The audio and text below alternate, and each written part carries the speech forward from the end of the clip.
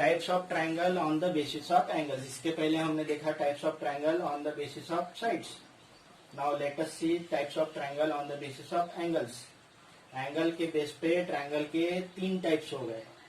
First is acute triangle, acute triangle, or it is called acute angled triangle, acute angled triangle, acute triangle or acute angled triangle. Second is right triangle, right triangle, or it is called right angled triangle. And third is obtuse triangle, obtuse triangle, or it is called obtuse angled triangle. So on the basis of angles, there are 3 types of triangle. One is acute triangles, another is right triangles, and third is obtuse triangles. So, लेकिन एक चीज हरदम ध्यान में रखिए कि ये सब डिफाइन करते समय एक चीज का ध्यान रखिए, that is angle sum property. ठीक है ना? यदि एंगल सम प्रॉपर्टी फॉलो नहीं होता है तो ये सब समस्या में जाएगा। जैसे acute first of all let us define what is meaning of acute triangles.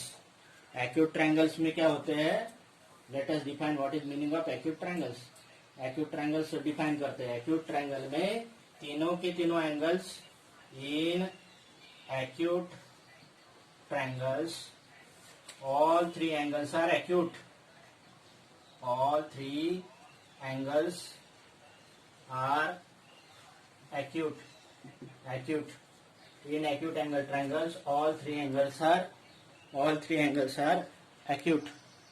In acute angle triangles, all 3 angles are acute. Acute means less than 90 degree. Less than 90 degree. Acute angle triangle में सबके सब angle 3 के 3 angle 90 degree से कम होते हैं। इसका मतलब ये नहीं है कि 70 70 70 80 80 80 ऐसे रहेंगे। उसके लिए angle sum property of triangle follow होना ही है। Suppose let's say this triangle, ये ट्रायंगल मान लीजिए कि ABC, इसमें मान ले कि ये 40 है और ये सपोज 60 है। 40 और 60 हाउ मच? 40 और 60 कितना हो गया? 100 हो गया। तो 100 हो गया, इसका मतलब ये 80 रहेगा। हाँ, तो ये 80 रहेगा। तो ये 40 हो गया है, 60 हो गया और 80 हो गया। ये तीनों के तीनों एंगल कैसे? Less than 90 degree. Means angle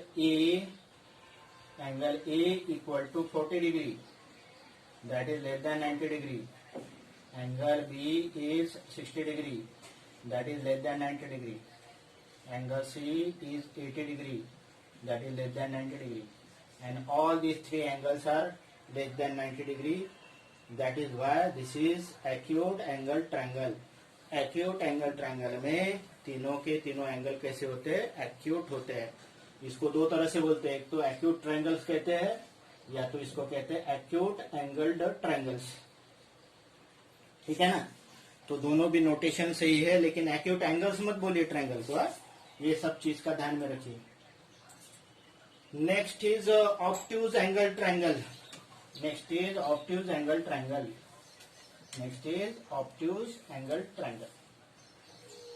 acute angle triangle का डेफिनेशन लिख लिया।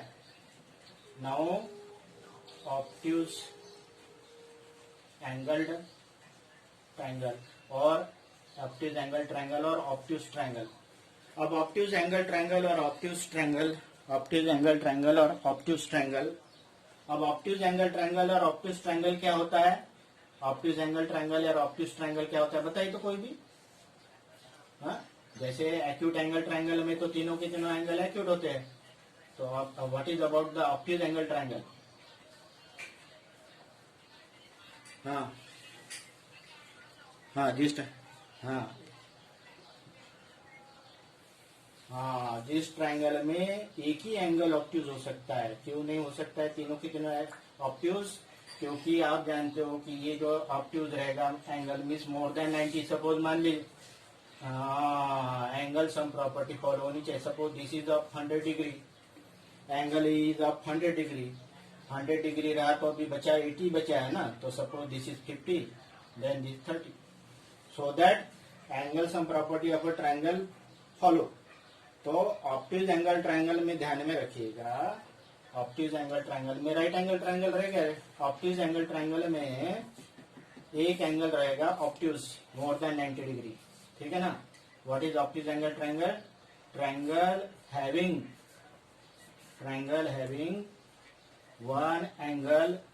One angle obtuse, triangle having one angle obtuse.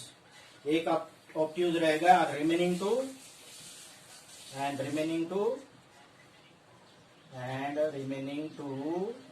Acute रहेंगे. वो राइट भी नहीं हो सकते.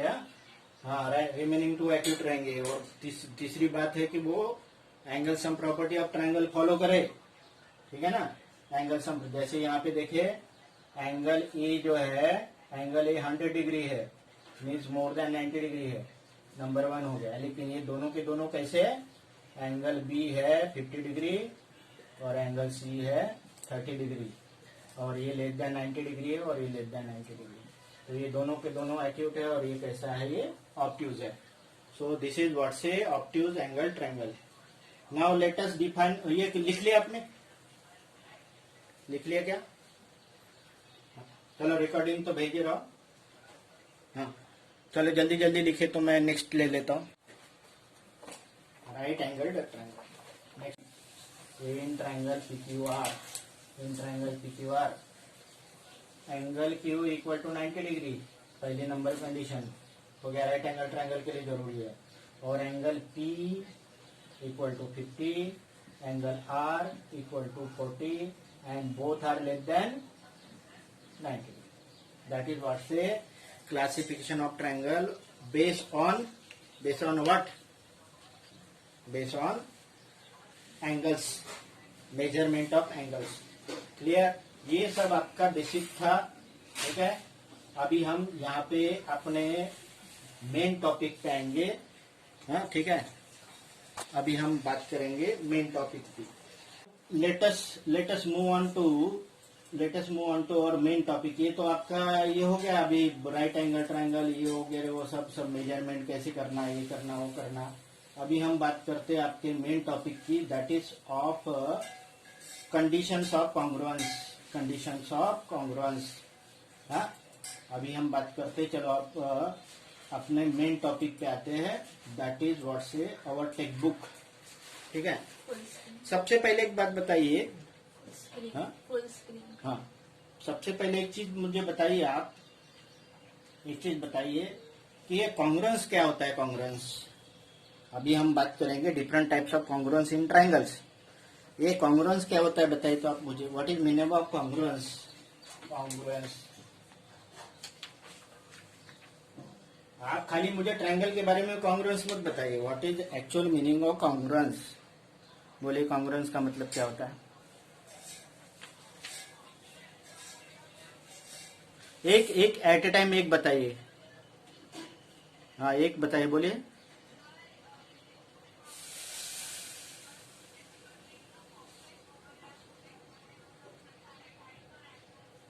नहीं, मुझे ट्रायंगल के बारे में कॉन्ग्रुएंस मत बताइए. मुझे ओवरऑल ये है कि कॉन्ग्रुएंस का आप मीनिंग क्या समझते हो बताइए. मुझे मत बताइए कि क्वाड्रिलेटरल कौन से कॉन्ग्रुएंस होते हैं, ट्रायंगल के कैसे कॉन्ग्रुएंस होते हैं, वो तो हम पढ़ेंगे, ठीक है ना. वो तो किसके है?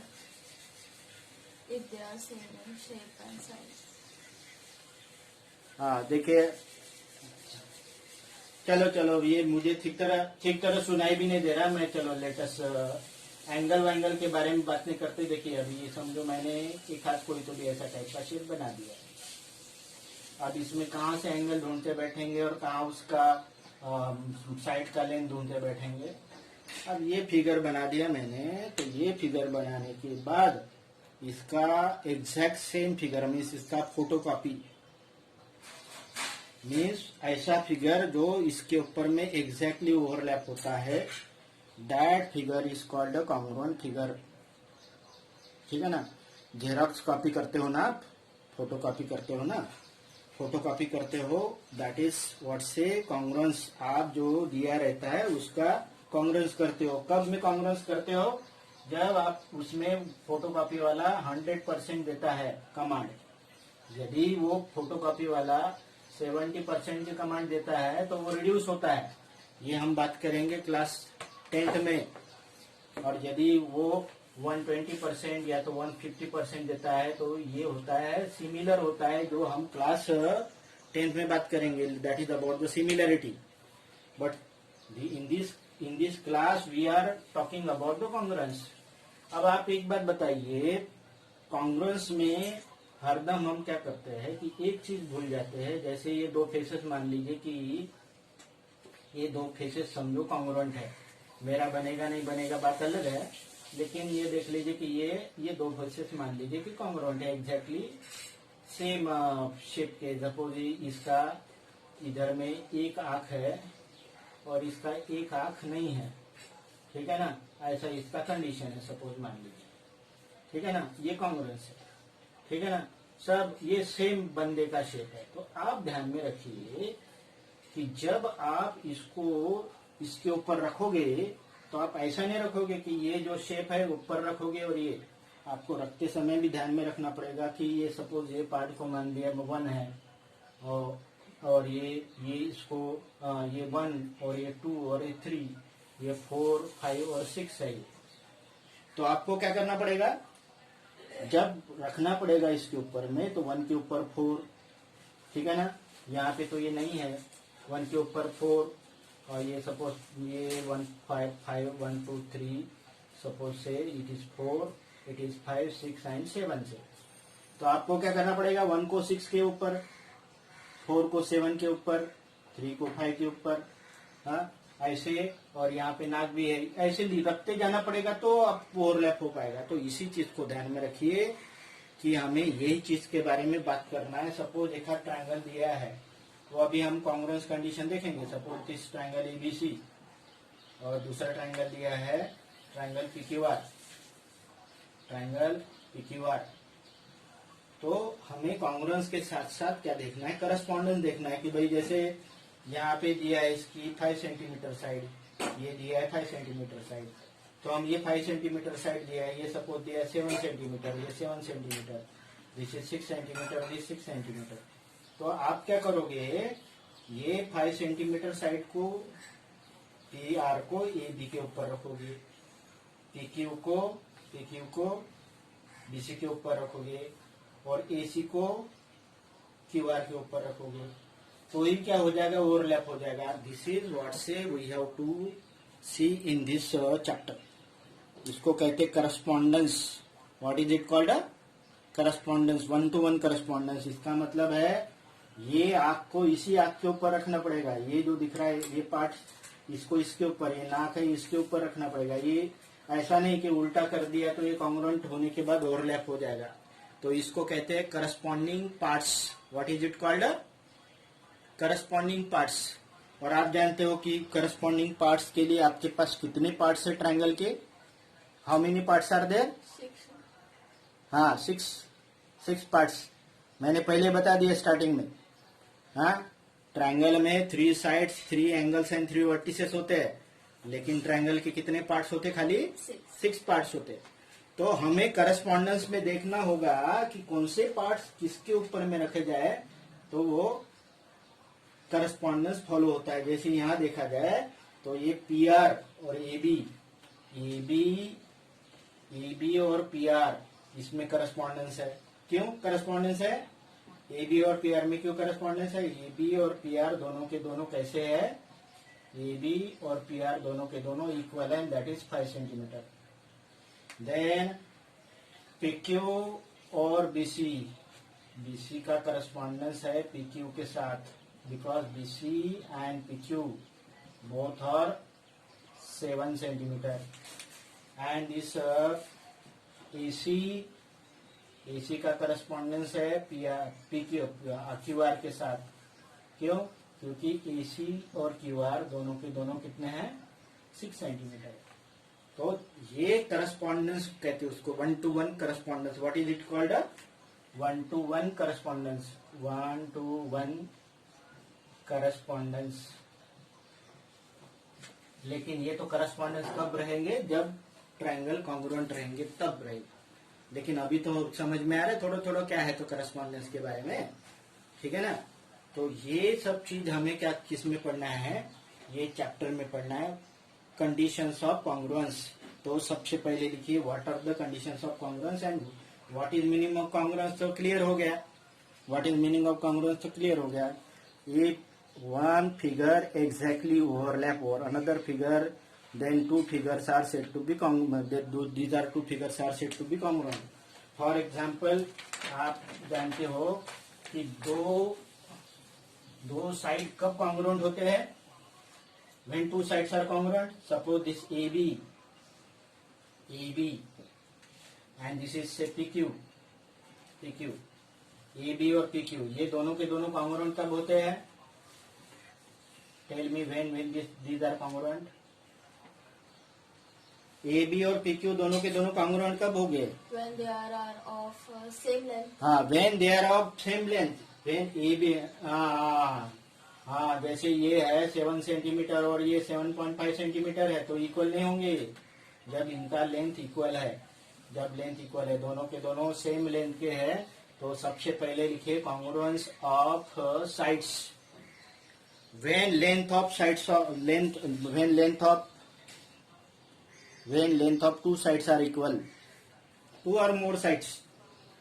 When length of two or more sides are equal.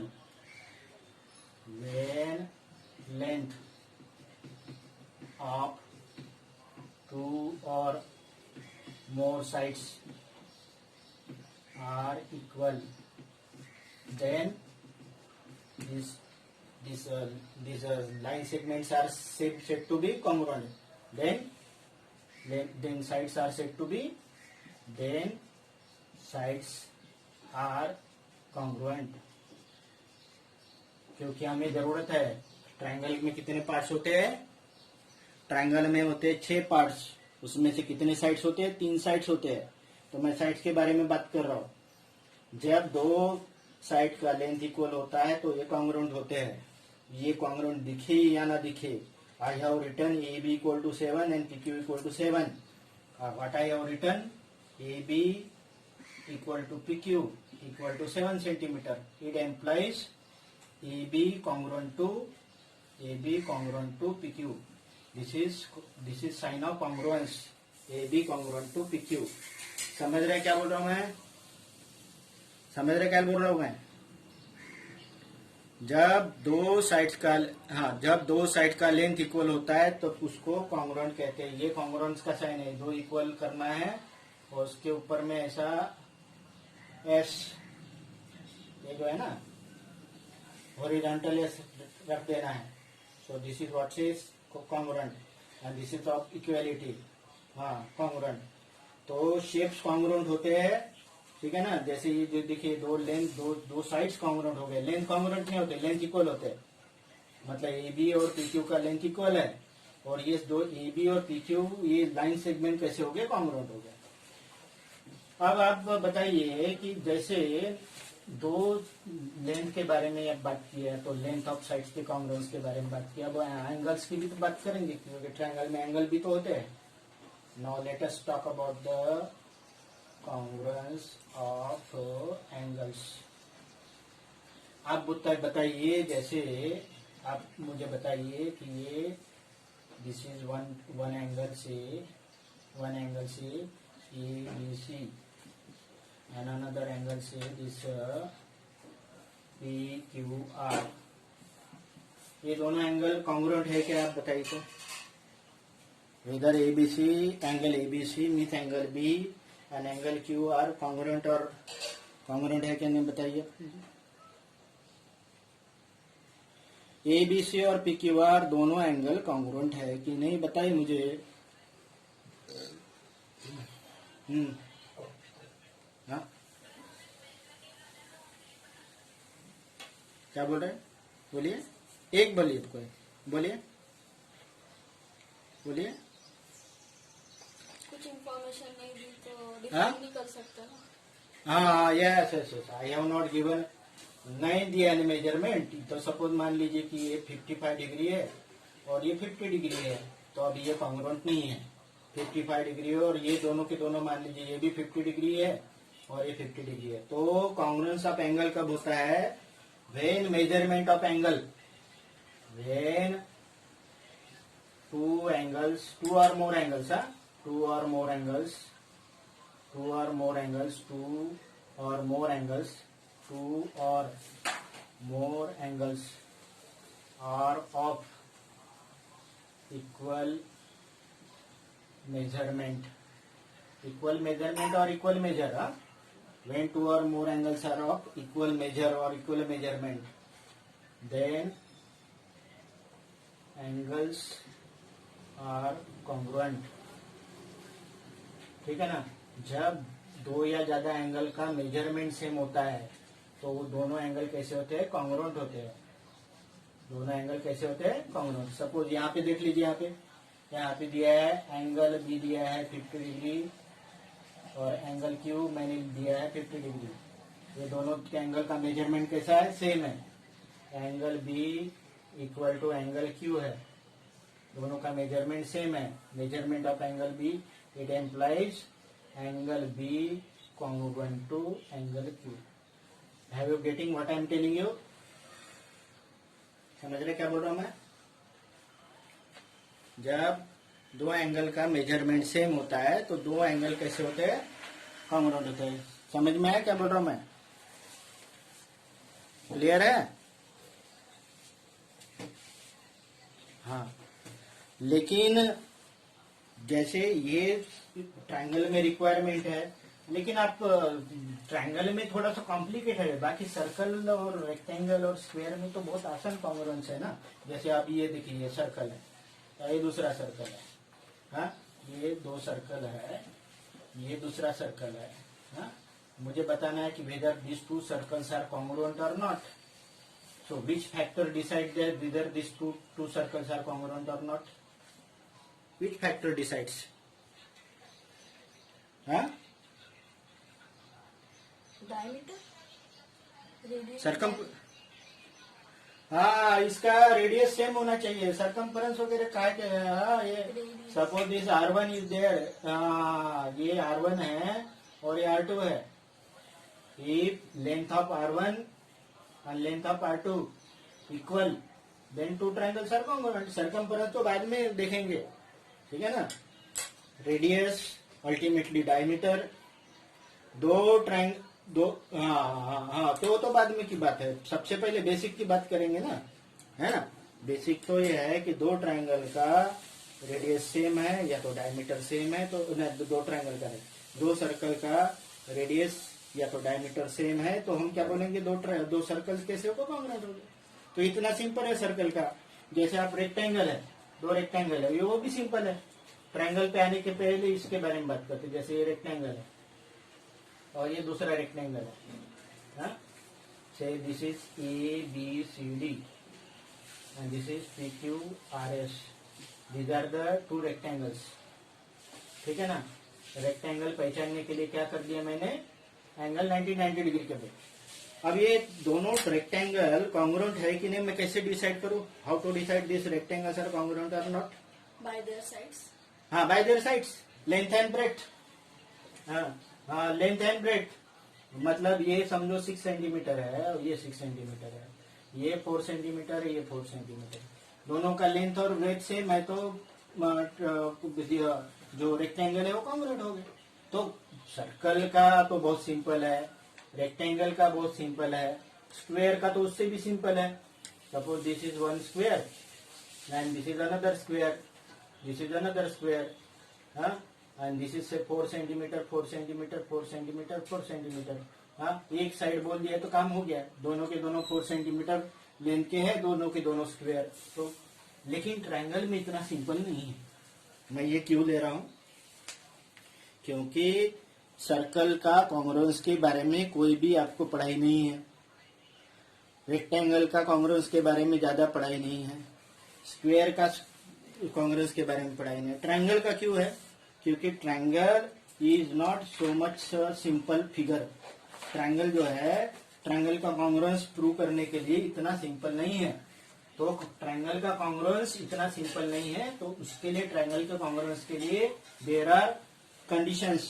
First of all congruence condition is first congruence, write down congruence condition और उसके बाद टाइम लिख लीजिए। Congruence condition, first congruence condition, congruence condition, write down congruence condition. First congruence condition आपको पता है, ये class 6-7 में हो चुका है। Side side side side side side congruence condition, S S S. Second congruence condition S A S, side angle side. Third congruence condition A S A, angle side angle. Angle side angle का conversion S में भी होता है, कोई भी दो angle और एक side. And next is fourth is R H S, right angle, right angle hypotenuse, right angle hypotenuse side condition. Okay, so these are the four conditions of congruence. These are the four conditions of congruence.